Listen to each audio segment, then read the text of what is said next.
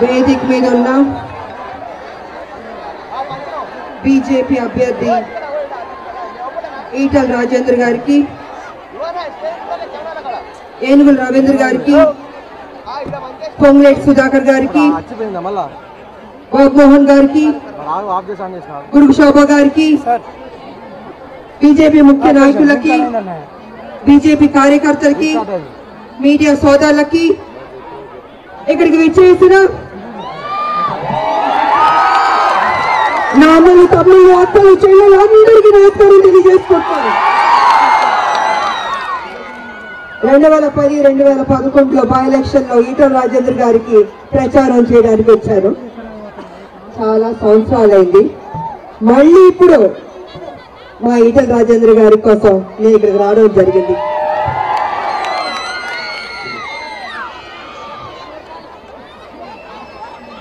ఈరోజు మనం కొన్ని విషయాలు మాట్లాడుకోవాలి.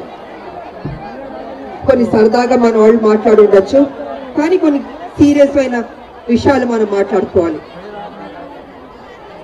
7 ఏళ్ళు కేసీఆర్ గారు పరిపాలించారు. ఎన్ని పనులు చేశారు, ఎన్ని పనులు పెండింగ్ ఉంచారు, ఎన్ని అందినాయి, ఎన్ని అందలేదు, వాస్తవాలు మాట్లాడుకోవాలి. ఈ 7 ఏళ్లలో 4 లక్షల కోట్లు అప్పు చేశారు కేసీఆర్ గారు. మొదటి రైతన్నల గురించి మాట్లాడుకుందాం. రైతన్నలు వాళ్ళకి 1 లక్ష రుణమాఫీ చేస్తానని కేసీఆర్ గారు చెప్పారు. రైతన్నలు అంటే మామూలు కష్టం కాదు. దుక్కి దున్ని పండించుకుంటే చేతికి పంట వస్తుందా లేదా గ్యారెంటీ కూడా లేదు. అకాల వర్షాలు వస్తే ఆ పంట నాశనం అయిపోద్ది. ఆ రైతన్నలు ఎంత కష్టపడితే గాని ఆ వ్యవసాయం చేయలేరు. ఆ వ్యవసాయం చేయాలంటే అప్పు తీసుకోవాలి, తన పొలాన్ని తాకట్టు పెట్టుకోవాలి, ఆ పొలాన్ని ఆయన ఏ వేసినా పండించుకోవాలి. అలాగే ఎన్నో ఖర్చులు ఉంటాయి రైతన్నలకి. అలాంటిది ఆ అప్పు అయిపోయి నా 1 లక్ష రుణమాఫీ చేయండి అని అడిగారు, చేస్తానని చెప్పాడు. కానీ రైతన్నలకి ఆ 1 లక్ష రుణమాఫీ చేయలేదు. ఎన్ని సంవత్సరాల నుంచి పెండింగ్ లో పెట్టారంటే అన్ని సంవత్సరాల నుంచి ఉంది. కాబట్టి ఆ రైతన్నలకి ఆ 1 లక్ష రుణమాఫీ అలాగే ఉంచారు, పెండింగ్ లో పెట్టారు. ఇంకా కౌలు రైతులకి వాళ్ళకి పాస్ పుస్తకాలు ఇమ్మని అడిగారు. ఆ పాస్ పుస్తకాలు కూడా ఇస్తానని చెప్పి ఇవ్వలేదు, అది కూడా పెండింగ్ లో పెట్టారు. కేసీఆర్ గారికి తోచినప్పుడల్లా వరి వేసుకుంటే ఉరి అంటాడు, సన్న బియ్యం కాదు దొడ్డు బియ్యం అంటాడు. కానీ మీరు అనే మాటలు, మీరు అనే కన్ఫ్యూజన్ కి రైతన్నలు ఉరి వేసుకుంటూనే ఉన్నారు. ఎక్కడ వాడు సంతోషంగా ఉన్నది లేదు. అది రైతన్నల యొక్క సమస్య. వాళ్ళ పని నువ్వు చేస్తానన్నది వాళ్ళని పెండింగ్ లో పెట్టావు, రైతన్నలకి ఏమీ చేయలేదు. ఇక చదువు కూర్చో వస్తే మొత్తం తెలంగాణలో 4000 బడులు మూతపడ్డాయి. ఎందుకు మూతపడ్డాయి? చదువుకోవాలి కదా. తెలంగాణ వస్తే చదువుకోవాలి, పిల్లలకి ఉద్యోగాలు రావాలి, ఎంతో ఆశలు పెట్టుకున్నారు తల్లిదండ్రులు. అలాంటిది తెలంగాణ వచ్చిన తర్వాత 4000 స్కూల్స్ మూతపడ్డాయి. ఎందుకు మూతపడ్డాయి అంటే టీచర్లకు జీతాలు ఇవ్వాలి, అక్కడ స్కూల్స్ లో పనిచేసే వాళ్ళకి జీతాలు ఇవ్వాలి, మరి ఇవన్నీ డబ్బులు ఇవ్వాలి కదా. అందుకే దాన్ని మూసేస్తే డబ్బులు ఇవ్వక్కర్లే కదా అని కేసీఆర్ గారు నీచమైన ఆలోచించి ఆ స్కూళ్ళు 4000 స్కూళ్ళు మూతపడ్డాయి. ఇంకా స్కూళ్ళు ముయ్యాలని కూడా ఆలోచనలో ఉన్నారు గారు కేసీఆర్ గారు. కేసీఆర్ గారు ఎప్పుడు ఎలాగంటే ఇన్కమింగ్ తప్ప అవుట్ గోయింగ్ ఉండదు. అంటే బయట నుంచి వచ్చేది తీసుకుందాం, ఆయన ఖర్చు పెట్టాలంటే మాత్రం కేసీఆర్ గారికి మనసు రాదు.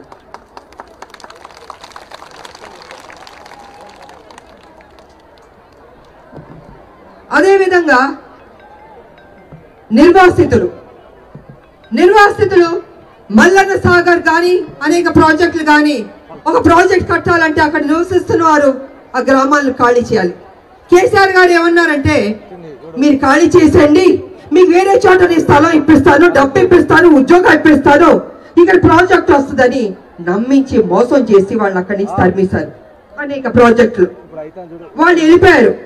ఇక్కడ ఏం అనుకున్నాడు కేసీఆర్ అంటే మళ్ళీ వాళ్ళు వెనక్కి వస్తారేమో అని అక్కడ ఎన్నో సంవత్సరాల నుంచి బతుకుతున్న నిర్వాసితుల గ్రామ ప్రజలు వాళ్ళ ఇల్లుని మొత్తం కూల్చేశాడు. వాడికి ఇల్లు లేకుండా చేశాడు కేసీఆర్ గారు. ఎంత దుర్మార్గమైన ఆలోచన. ఆఖరికి వాళ్ళు ఇంకో చోట పంపిస్తే వాళ్ళకి భూమి ఇవ్వలేదు, డబ్బు ఇవ్వలేదు, ఉద్యోగాలు ఇవ్వలేదు. అక్కడ కేసీఆర్ గారు వాళ్ళు మోసం చేశాడు. ఇది పక్కన పెట్టాడు. ఇక యువకులు ఫీజు రియంబర్స్మెంట్ గురించి మనం మాట్లాడుకోవాలి. ఎంతో మంది బిడ్డలు బీసీ కావచ్చు, ఎస్సీ కావచ్చు, ఎస్టీ కావచ్చు, వాళ్ళు కష్టపడి చదువుకుని పాస్ అయిన వాళ్ళకి సర్టిఫికేట్ రావాలి. అది ఫీజు రియంబర్స్మెంట్ దాంట్లో ఉంటుంది. ఆ పాత బకాయిలు ఫీజు రియంబర్స్మెంట్ లో ఉన్న పాత బకాయిలు తీరిస్తే వాళ్ళకి ఆ సర్టిఫికెట్ వస్తాయి. సర్టిఫికెట్ వస్తే ఆ బిడ్డలకి ఇంకా పై చదువులు చదువుకోవచ్చు, ఉన్నత ఉద్యోగాలకి వెళ్ళొచ్చు. కానీ పాస్ అయిన వాళ్ళకి ఆ బకాయిలు తీర్చకపోవడం వల్ల ఆ సర్టిఫికెట్ రాలేదు, చదువు పోయింది, ఉద్యోగం పోయింది. ఇలాగా ఫీజు రియంబర్స్మెంట్ దాంట్లో ఆ బిడ్డలు నమ్ముకున్న దాంట్లో మోసం చేసి వాళ్ళని పక్కన పడిస్తాడు. అది పెండింగ్. ఇక డబుల్ బెడ్రూమ్ ఇళ్ళు పేదవాళ్ళకి కట్టిస్తాను, ఇల్లు లేని వాడికి ఇల్లు ఇస్తానని చెప్పాడు. కొన్ని ఇల్లు కట్టాడు, దాంట్లో మనుషులు వెళ్ళారా లేదో కూడా తెలీదు.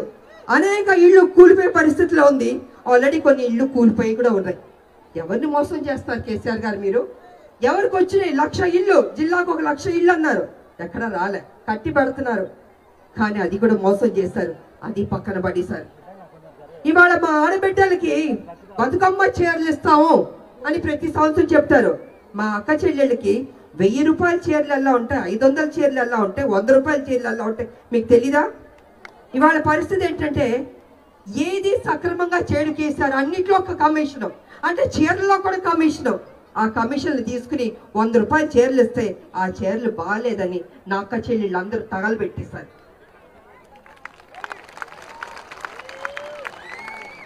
ఇదే పరిస్థితి. ఆఖరికి ఏం చేస్తున్నారు? దొరగారు ఒక నియోజకవర్గానికి వస్తే ఆడవాళ్ళందరూ ఎలా ఉంటే ఈ లైన్లో ఆడవాళ్ళు నుంచోవాలి, ఈ లైన్లో ఆడవాళ్ళు నుంచోవాలి. ఎలా నుంచోవాలంటే మండు టెండ్లో దండం పెడుతూ ఇలాగే ఉండాలంట. అంటే దొరగారు వస్తే ఆడవాళ్ళు ఇలాగే ఉండాలంట. ఇదా మన బానిస బతుకు? తెలంగాణ వచ్చింది నా అక్క చెల్లెలు బానిసలుగా ఉండడానికా నేను అడుగుతున్నాను. నేను ఎదిరించడానికి బొబ్బులు పులిలా తిరగబడాలి మీకు న్యాయం జరిగే వరకు. అది మనం ఎదురు చూడాల్సింది. ఇవాళ అలాంటిది అక్క చెల్లెళ్ళు కుక్కలు అంటున్నాడు. వాళ్ళకి న్యాయం జరగట్లేదు. ఇవాళ నరేంద్ర మోడీ గారు ఒక పథకం తీసుకొచ్చారు మా ఆడబిడ్డలకి, ఆరోగ్యం సంబంధించింది. ఎవరైనా మహిళలు గర్భిణీగా ఉన్నప్పుడు వాళ్ళ గర్భిణీ దగ్గర నుంచి డెలివరీ అయ్యే వరకు హాస్పిటల్లో మొత్తం ఖర్చు ఆ హాస్పిటలే భరిస్తుంది. అంటే ఒక స్కీమ్ వచ్చింది. అంటే వాళ్ళకి వైద్యం చేసుకోవచ్చు, మందులు తీసుకోవచ్చు, హాస్పిటల్ తీసుకోవచ్చు, అన్ని రకాలుగా ఉపయోగపడే స్కీమ్ తీసుకొస్తే దాన్ని కూడా ఉపయోగించకుండా అది పక్కన పడేశారు కేసీఆర్ గారు. ఇది పరిస్థితి. ఆడవాళ్ళకి ఇచ్చే గౌరవం ఇదా అని అంటాను. గర్భిణీ స్త్రీలు ఎంత కష్టపడాలి, వాళ్ళకి పౌష్టిక ఆహారం ఇవ్వాలి, మొత్తం ఎక్స్రే తీయాలి, వాళ్ళ పిల్లలకి చూసుకోవాలి. ఇవన్నీ ఎన్నో ముడిపడి ఉంటుంది ఆడబిడ్డలకి. కానీ ఏది సక్రమంగా చేయనివ్వకుండా అది కూడా పక్కన పడేశారు. ఇలా చెప్పుకుంటూ వెళ్ళాలంటే చాలా ఉన్నాయి. 7 ఏళ్ల నుంచి 2021 వరకు కేసీఆర్ గారు ఎన్నెన్ని ఆపి పెట్టారంటే అన్ని ఆపి పెట్టారు. కానీ 4 లక్షల కోట్లు అప్పు చేశారు. ఇవి చెప్పాలంటే ఇంత పెద్ద లిస్ట్ ఉంటుంది, టైం కూడా సరిపోదు మనకి. మరి 4 లక్షల కోట్లు అప్పు చేసిన కేసీఆర్ గారు ఇవన్నీ ఇంకా చాలా ఉన్నాయి, నేను కొంచెమే చెప్తున్నాను.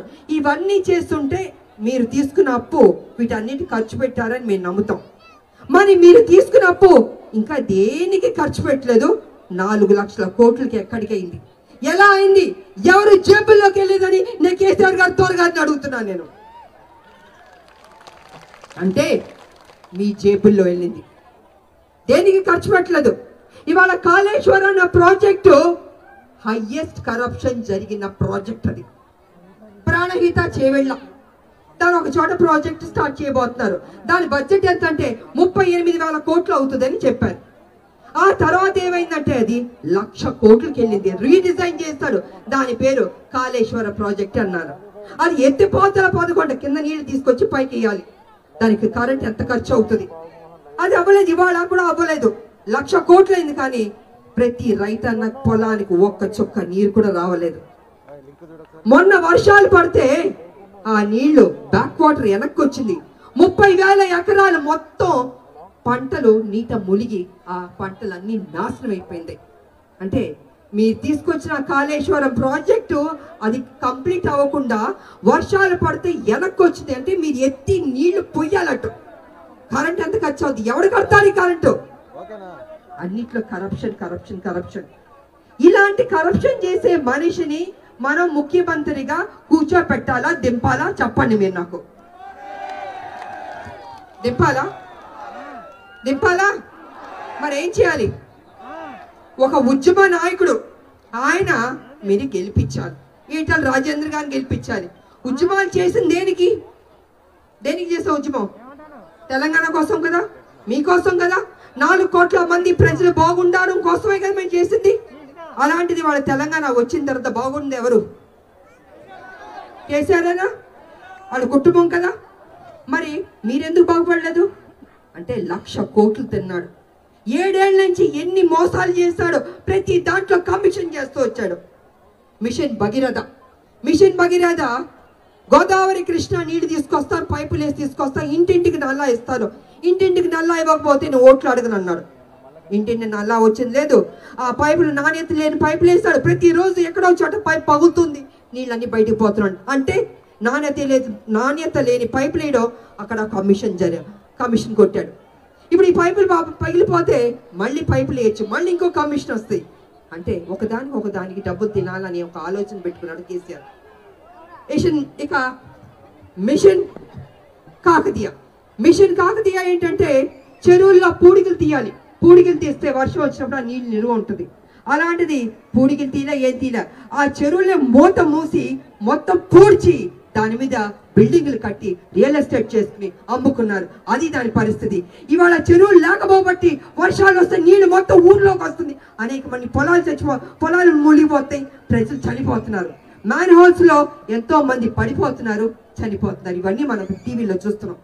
మరి ఏది సక్రమంగా చేయని ఒక ముఖ్యమంత్రి, మోసాలు చేసే ముఖ్యమంత్రి మనకు అవసరం అని మీరు అందరూ ఆలోచించవలసిందిగా నేను కోరుకుంటున్నాను. ఇప్పుడు సమయం తక్కువ ఉంది కాబట్టి నేను తొందరగా మాట్లాడాల్సి వస్తుంది. ఎందుకంటే 7 వరకే మీటింగ్ అంట. ఇక మళ్ళీ ఈటల రాజేంద్ర గారు మాట్లాడాలి.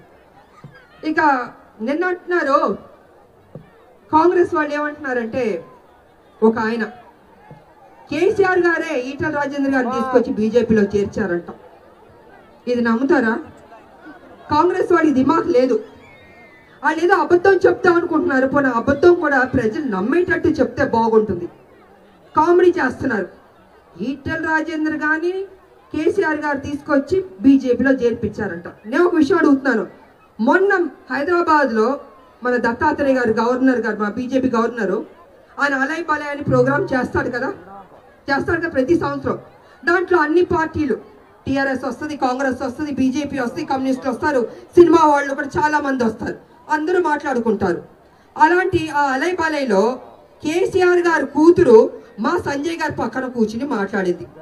దానంత మాత్రాన కేసీఆర్ గారు కూతురు మా బీజేపీలోకి వచ్చేస్తుందా? కేసీఆర్ గారు తీసుకొచ్చి అప్ప చెప్తాడా? ఏమైనా అర్థం ఉందా? ఒక పెళ్లికి వెళ్తే మాట్లాడచ్చు. ఇప్పుడు మన శత్రువు మనకి కనపట్టాడు అనుకో, బాగున్నావా అమ్మా అంటారు, బాగున్నావు అంటారు. అది మర్యాద. పెళ్లికి వెళ్ళినప్పుడు కనపడతారు, మాట్లాడతారు. దానంత మాత్రాన తీసుకొచ్చి అప్ప చెప్తాడు అనుకుంటే వీళ్ళకి టోటల్గా దిమాగ్ అన్నది పోయింది కాంగ్రెస్ వాళ్ళకి.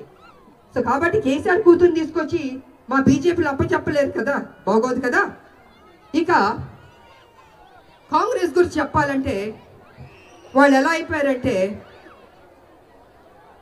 వాళ్ళు ఒక ఎమ్మెల్యేలను తీసుకొచ్చి టీఆర్ఎస్లో కలిపారు.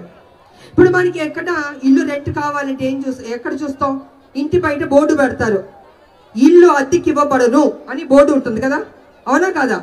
అలాగా కాంగ్రెస్ వాళ్ళు ఏం చేశారంటే వాళ్ళ పార్టీ ఆఫీస్ బయట ఒక బోర్డు పెట్టారు. ఏం బోర్డు? మా కాంగ్రెస్ ఎమ్మెల్యేని అమ్మబడును రేట్ ఎవరిస్తే వాళ్ళకి అమ్ముతామని. అంత పెద్ద రేట్ అయితే కేసీఆర్ గారే ఇస్తాడు, ఆయన కొనుక్కుంటాడు, ఇంకెవరు కొనలేరు. ఎందుకంటే ఆయన దగ్గర 1,00,000 కోట్లు ఉన్నాయి కాబట్టి.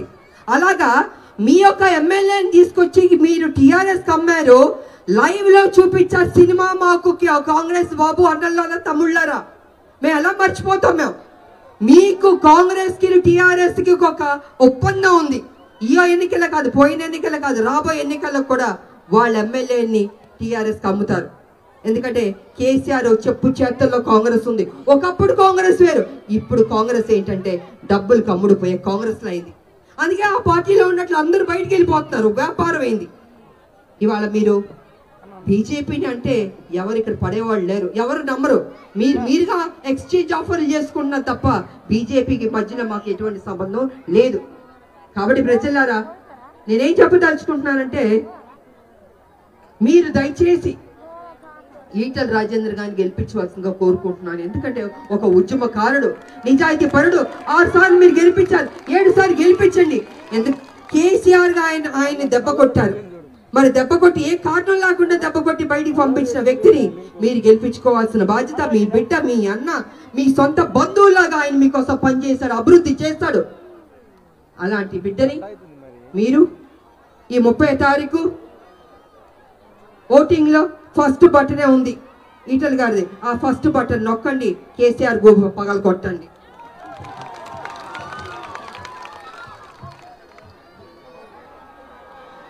గెలిపించవలసిందిగా కోరుకుంటూ, అత్యధిక మెజార్టీ. ఇవాళ కేసీఆర్ గారు మీటింగ్లు రావట్లే, ఎందుకంటే టీఆర్ఎస్ పార్టీ ఓడిపోతుందని ఆయన తెలిసిపోయింది, ఇంటెలిజెన్స్ రిపోర్ట్లు ఉన్నాయి. అందుకే ఆయన వచ్చి ఇక్కడ మీటింగ్ పెట్టట్లేదు, తప్పించుకుని తిరిగి ఎలక్షన్ కమిషన్ గారి పర్మిషన్ వల్ల ఎలక్షన్ కమిషన్ గారు పెట్టద్దు అన్నారు. మేమందరం బాగానే మీటింగ్లు పెట్టుకుంటే, మీరు రూలింగ్ పార్టీ, మీరు ఒక ముఖ్యమంత్రి, మీకు ఎలక్షన్ కమిషన్ పర్మిషన్ ఇవ్వలేదంటే మీరు నమ్ముతారా? అంటే మీకు దమ్ము ధైర్యం లేక ఎలక్షన్ కమిషన్ ఆయన మీద మీరు నింద వేస్తే, ఆయన చెప్పాడు మేము చేయట్లేదు, ఆయన చెప్పాడు మేము రావట్లేదు, ఈ రకంగా. అయ్యా కేసీఆర్ గారు, ఒకసారి అబద్ధం చెప్తే నమ్ముతారు, 2 సార్లు అబద్ధం చెప్తే నమ్ముతారు, 3వసారి అబద్ధం చెప్తే నమ్మరు. ప్రజలు బాగా తెలిసిపోయింది, మీరు అబద్ధం చేస్తారు. 7 ఏళ్ల నుంచి ఏ ఒక్కటి కూడా మీరు చేయలేదు, కానీ 4 లక్షల కోట్లు అప్పులు చేశారు. మరి అప్పు చేశారంటే ఈ పనులన్నీ చేసి ఉండాలి.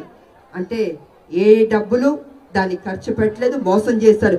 ఈ ఒక్క విషయాన్ని ఈ ఎన్నికల తర్వాత మేధావులు కావచ్చు, ప్రతిపక్ష నాయకులు కావచ్చు, అందరూ కూర్చుని కేసీఆర్ గారిని నిలదీయాలి.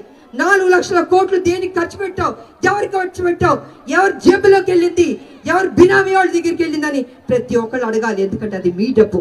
ఈ మోసం చేసి తిన్న ఆ కేసీఆర్ గారు బుద్ధి చెప్పాల్సిన బాధ్యత, నిలదీయాల్సిన బాధ్యత ఉందని తెలుసుకుంటూ, మరొకసారి ఈటల రాజేందర్ గారిని గెలిపించిన తర్వాత మళ్ళీ ఇక్కడికి వస్తానని మీ అందరికి నేను తెలియజేసుకుంటూ, నాకు అవకాశం ఇచ్చిన నా అన్నలు, తమ్ముళ్ళు, అక్కలు, చెల్లెళ్ళు అందరికీ మరోసారి నా కృతజ్ఞతలు తెలియజేసుకుంటూ సెలవు తీసుకుంటున్నాను. భారత్ మాతా కీ, భారత్ మాతా కీ జై తెలంగాణ. ఈటల రాజేందర్ గారిని అత్యధిక మెజార్టీతో గెలిపిస్తారా లేదా? చేతులెత్తండి ఇవాళ. ఎందుకంటే ఈ సభకు అంతా అక్క చెల్లెళ్ళే వచ్చారు. కేసీఆర్ బుద్ధి చెప్తారా? ఈ ఒక్క ఎన్నికలే కాదు, రాబోయే 23, 24 అసెంబ్లీ పార్లమెంట్ వస్తుంది కదా. మరి ఆ అసెంబ్లీ పార్లమెంట్ బీజేపీని గెలిపించుకుంటే మీకు ఒక మేలు జరుగుతుంది. ఇవాళ ఆరోగ్యం కావచ్చు, రైతులు కావచ్చు, చదువులు కావచ్చు, ఉద్యోగాలు కావచ్చు, అన్ని రకాలుగా ఒక పరిపాలన అనేది బాగుంటుంది. ప్రజలకి మీకు ఏది దక్కాలో అది దక్కుతుంది. కేసీఆర్ ఒక పెన్షన్ ఇంకోటి ఏదో 2 ఇచ్చి మొత్తం చేశాను అనుకుంటే ఇంతకంటే మోసం మరొకటి ఉండదు. కాబట్టి బీజేపీని గెలిపించుకునే రాబోయే సంవత్సరంలో, అదే విధంగా ఇప్పుడు బీజేపీ తరఫున అభ్యర్థిగా పోటీ చేస్తున్న ఈటల రాజేందర్ గారిని గెలిపించుకోవాలి. పువ్వు గుర్తుకు ఓటేసి రాజేంద్ర గారిని అత్యధిక మెజార్టీతో గెలిపించవలసిగా కోరుకుంటూ సెలవు తీసుకుంటా. భారత్ మాతా కీ జై తెలంగాణ, జై తెలంగాణ. Thank you. ఇప్పుడు ఈటల రాజేందర్ గారి మద్దతుగా వచ్చిన తెలంగాణ విద్యార్థి జేఏసీ అధ్యక్షుడు ఈటల రాజేందర్ గారు గెలిపిస్తారా?